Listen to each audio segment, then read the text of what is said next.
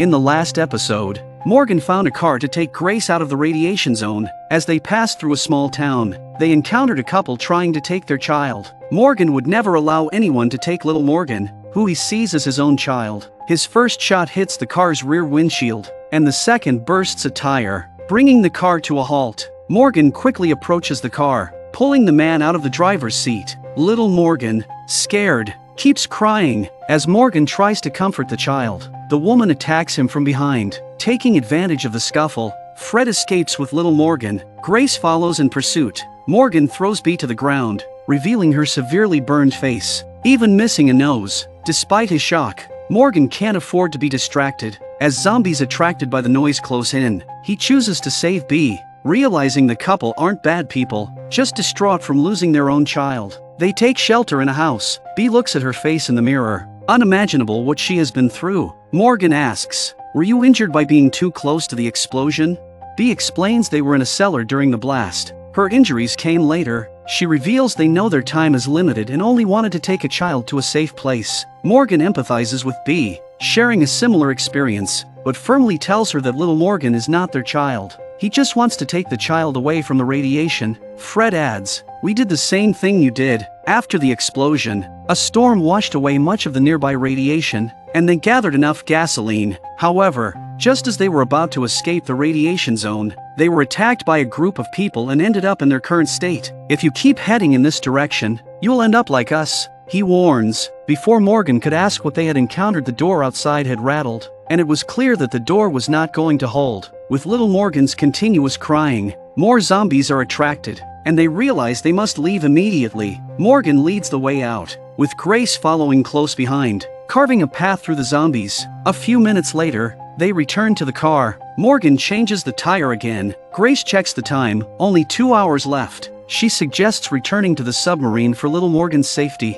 but Morgan argues they have no more chances if they don't leave now. With half the gasoline gone, Grace accuses him of fear, of failing to find a safe place for little Morgan. Morgan retorts that at least he's trying. He dreams of sitting at the same table with the woman he loves, having dinner, scolding their child. Grace crushes his hope, saying it might never happen. Grace was so negative right now. Then, a car approaches from the end of the road, stopping with blinding lights. They're on high alert. Morgan tells Grace to take little Morgan back inside, and he readies his gun in the car, prepared to shoot if necessary. A tall figure in armor emerges from the car. B, sitting in the car, looks terrified. As the figure approaches, Morgan yells a warning, threatening to shoot. The figure doesn't stop. Morgan fires, but the figure didn't seem to be in any danger and continued to walk towards the car. A second shot misses, the third hits, and the figure falls to the ground. Morgan relaxes, thinking the threat is over, but he hears something and discovers the source. The box the man was carrying writhes with zombie growls. Morgan realizes it must contain the couple's child.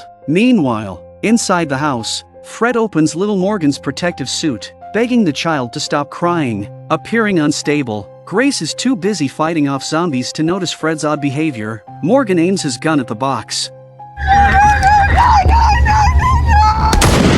Morgan consoled B by saying, "I'm sorry, but she died a long time ago, so you could say goodbye to her properly. Don't let yourself go crazy over it." B shares her past. Their daughter was in so much pain because of the radiation that she couldn't stop crying, and her husband did that to stop her suffering. Realizing the danger, Morgan urgently calls out to Grace. Little Morgan is still with Fred, but zombies surround the house. Inside, Fred, repeating apologies, moves closer to little Morgan, intending to end the child's suffering as he had done before. After killing a zombie, Morgan grabs a megaphone, a tool for survivors to communicate. He calls for Grace, who luckily hears him. Fred reaches out his hands towards the child. Grace looked at the child in front of her and her heart ached. Then she carried the child to the door. She had to make her stop crying. Grace tried her best to overcome the psychological barrier. She thought of the scene in the dream with her daughter. Yes, little Morgan is innocent. She should say goodbye to Athena, accept the past, and live well in the present with Morgan. She sings to little Morgan, the song she prepared for her daughter. In that moment, she realizes she can see little Morgan as a continuation of her daughter's life. The child calms down, and Grace bids farewell to her tormented self. Outside, a car horn sounds. Grace, relieved, steps out with the child, smiling at Morgan. Morgan hadn't seen such a smile for a long time. Then, Morgan notices the man he shot didn't die and has driven away. Puzzled, he wonders who that person was. Morgan and Grace hit the road again. With time running out, they decide to return to the submarine. Bee stays behind to be with her child and husband, happily. Grace has finally regained her will to live. Morgan has given so much for the child and her, never complaining once. What matters isn't where they are, but that they're together.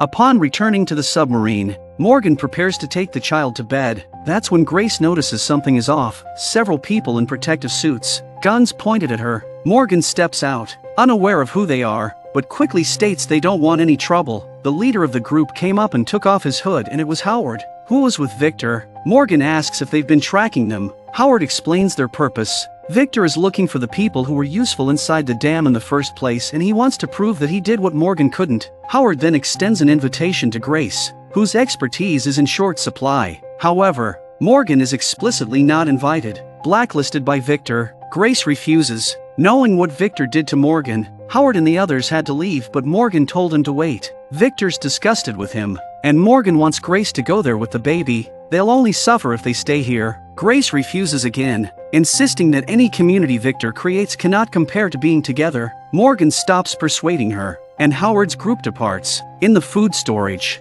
they find it raided, but Grace spots something. She told Morgan to look. Little Morgan starts crawling on the floor, a joy only parents can understand. Grace notices something unusual on the floor. They open it, revealing a hidden stash of submarine reserve food and milk powder for the crew. Enough for months. A delightful discovery. We got powdered milk. There's enough to last us for months. But who's been tracking Morgan? Morgan hasn't noticed that Rufus, the dog, has also gotten separated from them. The truth is, Rufus recognizes the person tracking Morgan. The man picked up a box labeled Morgan Jones containing his brother's head. I'm sorry, brother. Mr. Jones may have got... Where, then, are Luciana and others who left in the helicopter?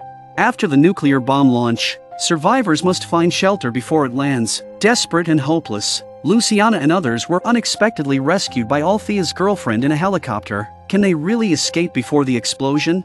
2 days later, Sarah wakes up in bed, injured from an emergency landing caused by the bomb's impact on air currents. Everyone else from the plane survived. Sarah immediately asks about her brother Wendell, but all they found was his hat. Despite wanting to search for him, Sarah is stopped by the others. Althea explains they've searched nearby safe areas, but everywhere else is heavily radiated. Although the pilot gave them anti-radiation pills, there was only 1 bottle per person and they could only use it when they left the area. Sarah won't give up the search. No one understands the bond she has with her brother. For the next few days, Sarah would run up the mountainside to where the signal was good and keep calling Wendell on the public radio channel. Day after day, there's no response. Wendell's fate unknown. Sarah can hardly sleep. I don't know how many days Sarah's walkie-talkie was running out of battery and she was ready to continue her search the next day. At this time, there was a voice on the walkie-talkie, expecting Wendell. She's surprised to hear Morgan. Both are relieved to know the other is alive. Given the low survival rate from such a devastating explosion,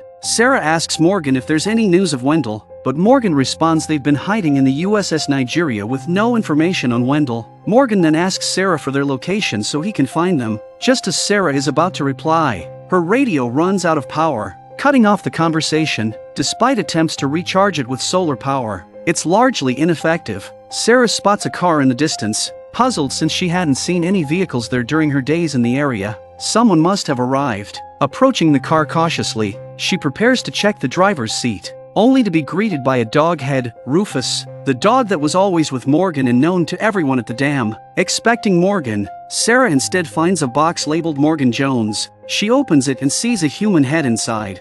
Step away from my brother. It was the same man who had been tracking Morgan on the road. Viewers familiar with the series will recognize him as Emil's brother, Josiah. Sarah, confused, asks who he is and why the box bears her friend's name. The man said it was supposed to contain your friend's head. Having overheard Sarah's radio conversation with Morgan, Josiah wants Sarah to lure Morgan to a meeting. As a zombie approaches from behind, Josiah turns to deal with it, giving Sarah a chance to grab his gun. Despite her efforts, Josiah overpowers her. Determined, Sarah tells him to shoot if he wants. refusing to betray Morgan to a killer, but Josiah said, "I hope you'll think about it. I'm good at tracking and I can help you find your brother. You just have to ask Morgan out for me." Sarah hesitates. Josiah proposes to trade Morgan for her brother. Josiah then told Sarah to contact Morgan and ask him to meet her at a designated rest stop in the morning. Reluctantly, to save Wendell, Sarah agrees to betray Morgan. Morgan, you copy? She leads Josiah to the last place she hasn't searched. Josiah asks for some of her anti-radiation medicine, but she refuses, needing it for herself and Wendell, and that's when the zombies came at them. Josiah pulled out his very own weapon. His weapon has a unique shape. Josiah uses Wendell's hat to let Rufus track the scent. As a search dog, Rufus can detect both the living and the dead. Josiah appears stronger than his brother Emil, but not like a crazed killer. He even buries 2 zombies he killed, believing and respecting the dead. Suddenly, Rufus's barking and a man's voice are heard in the distance. Rufus has stopped a horse-drawn cart. The man immediately unleashed zombies on Rufus from inside the wagon, but Josiah, who was on his way, was able to take out the zombies with 3 shots. The man surrenders. Claiming innocence, Rufus wouldn't have stopped the cart without detecting Wendell's scent. Josiah orders the man to remove his hood, revealing a somewhat delicate face. He pulls back the curtain for Sarah to check for her brother among the decayed zombies inside. Nervously searching, Sarah is relieved that Wendell isn't there, but wonders why the man strips zombies of their clothes. The man explains his job is to scatter zombies around. Josiah insists Rufus's nose doesn't lie. If the scent isn't on the zombies, it's on the man, Sage. He then asks Sage to take off all her clothes. Sage instinctively tries to refuse, but he's just a piece of meat on the chopping block. The next scene surprised them. Sage was wearing 5 or 6 coats. After a few minutes, Sage finally stripped off his clothes. Rufus sniffs something in the clothes. Josiah finds a red scarf and hands it to Sarah, who recognizes it as Wendell's. They force Sage to lead them to where he found the scarf. It's a factory with countless zombies inside. Sarah followed them and identified them one by one. The area is littered with clothes stripped from zombies. Sarah taunted Sage that you guys are really a bunch of perverts. They reach the end without finding Wendell, relieving Sarah, but then Sarah looked behind her into a pigsty in disbelief. She couldn't believe it and even choked up a little bit, because it was Wendell's wheelchair with flesh and blood still on it. Sarah knew in her heart that Wendell was probably dead. Josiah doesn't want to see it end either. Sarah confronts Sage, demanding to know Wendell's whereabouts. Sage nervously replied, "Are you talking about the zombies that are wrapped around it? It's useless to me, it should be crawling around here right now. You guys can look for it."